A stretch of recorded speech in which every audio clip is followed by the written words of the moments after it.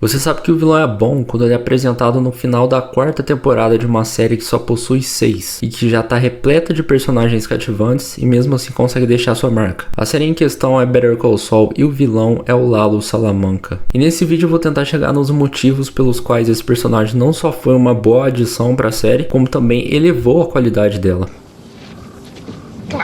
Então sim, vai ter muito spoiler. Para tratar disso, a gente primeiro tem que falar sobre vilões no geral. Assim como os heróis e anti-heróis, os vilões dominaram a cultura pop a ponto de ganharem obras próprias, filmes, séries, e falando rapidamente sobre por que eles geram fascínio, eu posso destacar dois fatores. O primeiro é apresentar detalhes na história ou na personalidade do vilão que causam aquela identificação com o público, mesmo que você não concorde com tudo que ele faz. Você compreende, mas não concorda, que é o caso do filme do Coringa com o Joaquin Phoenix. Só que nesse vídeo eu vou focar mais no segundo fator. Além da identificação, um bom vilão, por pior que ele seja, possui qualidades que boa parte do público gostaria de ter. Agora, usando como exemplo outra versão do Coringa, a do Heath Ledger, claro que ele tem características que ninguém quer ter, é psicopata, mata, rouba, mas é extremamente inteligente. Ou até mesmo Thanos, que quer as joias do infinito para fazer metade do universo virar pó, mas que é forte e com uma força de vontade extrema. Todas essas são qualidades que muitos almejam, só que o que acontece é que os vilões usam essas mesmas qualidades para propósitos ruins. Mas imagina você possuindo todas essas qualidades e ainda usar de forma boa. Isso nos leva ao Lalo. E só lembrando aqui, ele é membro da família Salamanca. Hector, que é muito arrogante, impulsivo e por consequência é burro. O Tuco, que é desequilibrado e viciado. E os gêmeos, que parecem dois robôs. Se você coloca esses quatro juntos, eles não dão conta de superar o Lalo. Ele é de longe o Salamanca mais capaz, tem inteligência, é ágil e tem muito carisma. E às vezes é até engraçado também.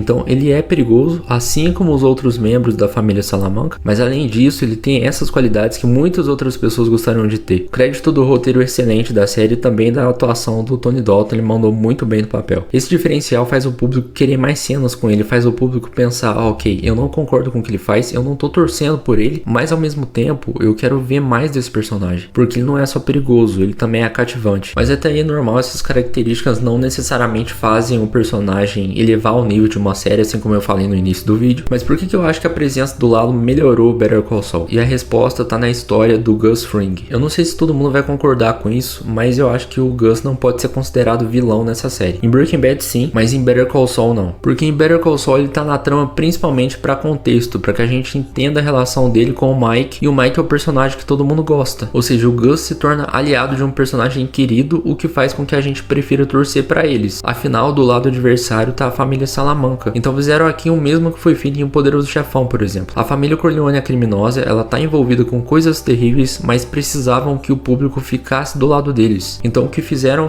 os vilões serem piores do que os Corleones. Assim eles parecem ser melhores do que realmente são. A mesma coisa aqui em Better Call Saul. O Mike pode cuidar da família, pode ter código de conduta, mas no final do dia ele é um criminoso que faz coisas bem questionáveis. Só que como os adversários diretos dele são os Salamancas, que são bem piores, o público torce pro Mike e por consequência pro Gus. Ok, eu expliquei por que o Gus não pode ser considerado vilão nessa série, então agora a gente pode prosseguir. Uma forma de definir a qualidade de um personagem é definindo a qualidade do vilão. O Lalo só entrou na história no final da quarta temporada. Antes disso, o Gus não tinha desafios. O Hector até tentou, ia no restaurante do Gus confrontar ele na frente de todo mundo, tentava atrapalhar o esquema dele, mas não passava disso. Sem falar que ele acaba sofrendo o derrame e vai parar numa cadeira de rodas. Então o Gus precisava de um desafio à altura. Não só ele, mas a série também. Porque o Gus é foda, inteligente, é muito calculista, mas se ele não tivesse um desafio, a trama dele em Better Call Saul não iria funcionar tanto, iria ficar chata. O Gus só conquistou o público como vilão em Breaking Bad porque o adversário dele era o Walter White. Um personagem estava à altura do outro. Por isso o Lalo se tornou tão essencial aqui, porque ele é o desafio que faltava ao Gus. O Lalo consegue trazer prejuízo real pro Gus, faz ele perder dinheiro, obriga ele a destruir o próprio restaurante, e mais importante que isso, o Lalo foi o único personagem das duas séries que conseguiu botar medo no Gus. Nenhum Walter White que conseguiu derrotar o cara no último segundo botou medo nele, mas o Lalo sim. E agora, pra fechar, mais um detalhe que fez esse personagem melhorar muito Better Call Saul. Essa série essencialmente conta duas histórias, a do Jimmy e da Kim de um lado, a do Mike e do Gus do outro. Às vezes essas duas histórias se encontravam, mas eram momentos esporádicos e não eram tão significativos. Mas quem foi o responsável por unir as duas de fato?